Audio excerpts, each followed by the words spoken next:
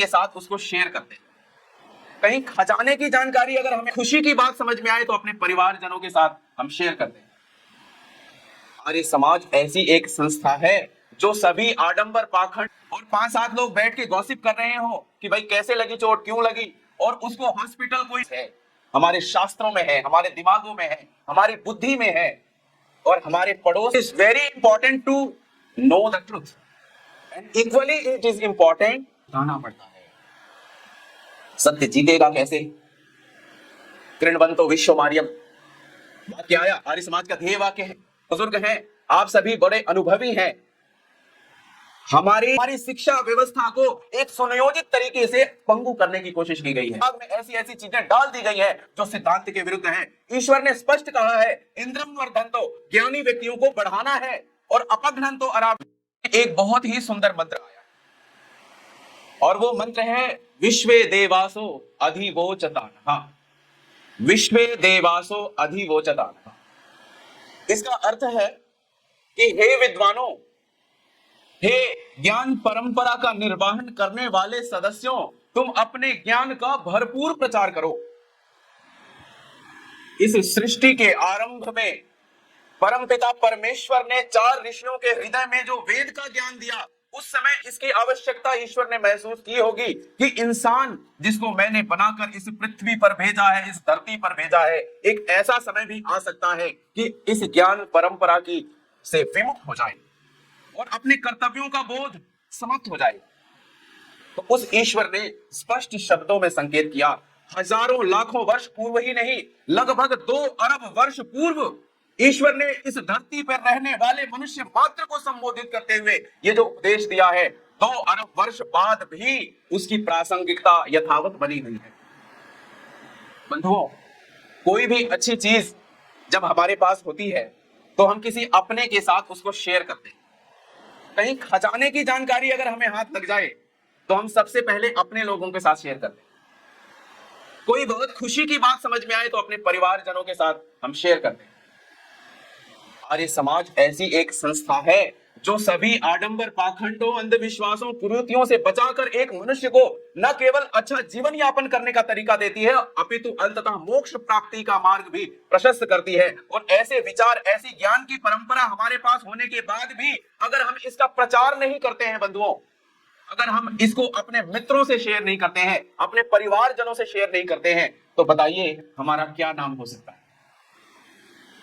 सड़क पर एक गाड़ी की टक्कर से किसी को चोट लग जाती और वो खून से लथपथ हो जाता, अकेला है, असहाय है, और 8-10 लोग उसका वीडियो बना रहे हो और 5-7 लोग बैठ के गॉसिप कर रहे हो कि भाई कैसे लगी चोट, क्यों लगी, और उसको हॉस्पिटल कोई ना पहुंचाए, और अंत में कोई एक व्यक्ति 20-25 आधे घंटे बाद आए और वो उसको हॉस्पिटल लेके जाए और डॉक्टर ये बोले कि 15 मिनट पहले आ जाते तो जान बच सकती थी। बंधुओं, आसपास खड़े व्यक्तियों को आप क्या कहेंगे? एक व्यक्ति है, अभाव में है, कष्ट में है, अंधविश्वास में है, अपने जीवन को बर्बाद कर रहा हो, आंसू छलक रहे हो उसके जीवन में, और एक व्यक्ति खड़ा खड़ा बहुत सारे रुमाल लेके खड़ा हो और वो रुमाल उसके आंसू को ना पहुंच सके, वो गाड़ी उस लाचार व्यक्ति को समय से हॉस्पिटल ना पहुंचा सके, तो उसको हम क्रूर कहते हैं, निर्दयी कहते हैं। तो बंधुओं, ईश्वर का ऐसा परम ज्ञान हमारे पास है, हमारे शास्त्रों में है, हमारे दिमागों में है, हमारी बुद्धि में है, और हमारे पड़ोस में लोग अंधविश्वास पाखंड से जूझ रहे हो, संघर्ष कर रहे हो, तो हमारा क्या नाम होगा? ईश्वर ने ये जो वर्षों पहले उपदेश दिया उसकी प्रासंगिकता आज समझ में आती है। किसी ने कहा है, it is very important to know the truth and equally it is important to spread the truth. सत्य को फैलाना भी पड़ता है। आपने भारत में अक्सर जगहों पर लिखा देखा होगा, सत्यमेव जयते। जब विद्या की परंपरा, अध्ययन की परंपरा कुछ शिथिल हुई तो इसकी व्याख्या कर ली गई कि सत्य स्वयं ही जीत जाता है। क्या लिखा है जी? सत्यमेव जयते, सत्य ही जीतता है। तो बंधुओं, पूरे शास्त्र का जब आप परिप्रेक्ष्य देखेंगे तो आपको पता चलेगा कि सत्यमेव जयते का कदापि ये अर्थ नहीं है कि सत्य स्वयमेव जीत जाता है। सत्यमेव जयते का वास्तविक अर्थ है सत्य को जिताना पड़ता है, अपनी गाड़ी खुद चलानी पड़ती है। बोलो जी, साइकिल की रेस हो रही हो तो साइकिल खुद जीत सकती है क्या? बहुत अच्छी साइकिल हो तो भी जीत जाएगी क्या? नहीं। धर्म का, संस्कार का, कर्तव्य का, ज्ञान परंपरा का निर्वहन करने का जो जिम्मा है वो उन विचारों के मानने वाले लोगों पर है जिनके कंधे मजबूत होते हैं, वो सामान को ढो ले जाते हैं। और जिनके कंधे मजबूत नहीं है, कंधों पर चाहे सोना रखा हो, ईंट रखी हो, पत्थर रखा हो, कोई फर्क नहीं पड़ता। सोना हो तो खुद ब खुद पूरी दुनिया में फैल जाएगा, ऐसी कोई गारंटी नहीं दे सकता। हमारी ज्ञान परंपरा अत्युत्तम है, वेद का ज्ञान सर्वोत्तम है, पर पूरी दुनिया में स्वयमेव प्रचारित प्रसारित हो जाएगा, ऐसा असत्य है। तो आज अपने भाई बंधुओं को 85 करोड़ की संख्या में जो अपने भाई बहन हैं उन सबको अवगत कराना जरूरी है कि सत्य को बंधुओं जिताना पड़ता है। सत्य जीतेगा कैसे? कृण्वन्तो विश्व मार्यम वाक्य आया, आर्य समाज का ध्येय वाक्य है, और कहते हैं सिंपल सा अर्थ है, पूरे विश्व को आर्य बनाओ। ईश्वर ने आदेश तो दे दिया, क्या उपाय नहीं बताया होगा? उपाय क्या? इसी मंत्र को जब पूरा पढ़ेंगे तो उसका उपाय भी लिखा हुआ है। उपाय है इंद्रम वर्धन्तो अप्तुरहा अपघ्नन्तो अरावणः। स्पष्ट संदेश दिया, इंद्रम वर्धन्तो, इंद्र कहते हैं ज्ञान को, इंद्र कहते हैं ज्ञानी व्यक्ति को।